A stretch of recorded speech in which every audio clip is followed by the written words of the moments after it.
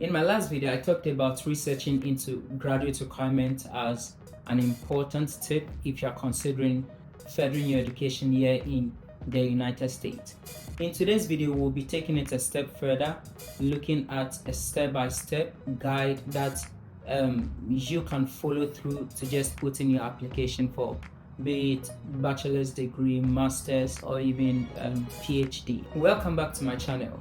If you are new here, my name is Prince Peter Yalley, a Ghanaian currently pursuing my MBA in Business Analytics here at Clarkson University. In today's video, we'll cover essential requirements and also share tips that can help you write standout personal statements and also certain mistakes that you should avoid if you are considering pursuing your education here in the United States.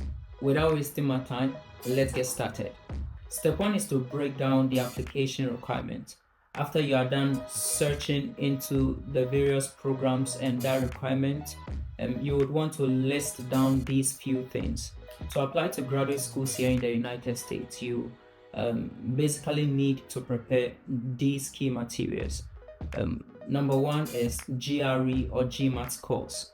You need to be able to confirm if your program requires these tests, as some schools are now waiving them. The second one is that, especially as an international student, you should be able to prove that you are proficient in the English language, and so you would need either TOEFL, IELTS, or Duolingo.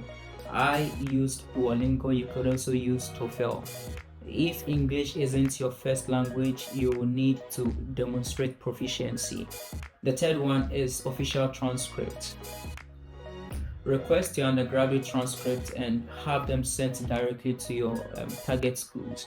Usually, they do this just to confirm that the documents you are uploading or the documents you are turning in are genuine and they are not fraudulent.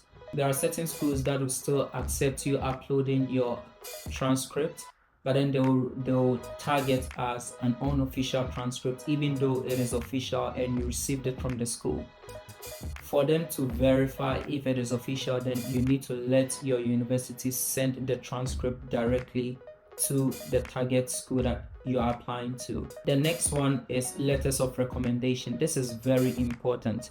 You should be able to choose professors or employers who you know and they also know you and they know your work, and they are able to provide strong endorsements and recommendations for you. This is very important, especially if you are considering applying for graduate assistantship, research assistantship, any kind of, it could be teaching assistantship. The next one is statement of purpose or personal statement. This is your opportunity to share your story and explain why you are a great fit. You want them to understand why you are pursuing this program and what this program in turn will do for you. And most of the time, you should be able to address the reason you are applying for certain graduate assistantship or certain scholarship in your statement of purpose or personal statement. The next one is your CV or resume. You should be able to highlight your skills, your working experience, most especially for graduate education. Most of the universities don't just consider your transcripts or your educational background. They are trying to figure out if you are able to keep up with others, work with others even as you study, etc. And sometimes they use your resume or CV to make such judgment. And so you should be able to provide a well-detailed CV that speaks much more of your works, your skills, and your experience. Usually most people don't consider this, but I think you should also add your research or publication or articles. You could state them in your CV, and then you should also have them as a separate document, because sometimes you will be required to upload any writing samples that you have, and you should make sure that you have any research or publication or articles readily available for you to upload. I have included a link at the description below if you would want to see how you can rewrite your CV to the American standard, or you want samples of statements of purpose or how recommendation letters should be written, just click the link below and you should find all those resources. Your SOP or personal statement is one of the most critical parts of your application, and here is how you can make them stand out. The first one is that you should be able to start strong, right? Open with a personal statement concerning your personal sentence that reflects your motivation for pursuing this program. You should be able to highlight your achievements as well, because the purpose of the statement of purpose is for you to give them a quick glance of who you are, even though they've not met you and they've not spoken with you. But your statement of purpose, personal statement, should be able to testify about you. The next one is you should be able to explain why you are a good fit for this program or for the program you are applying.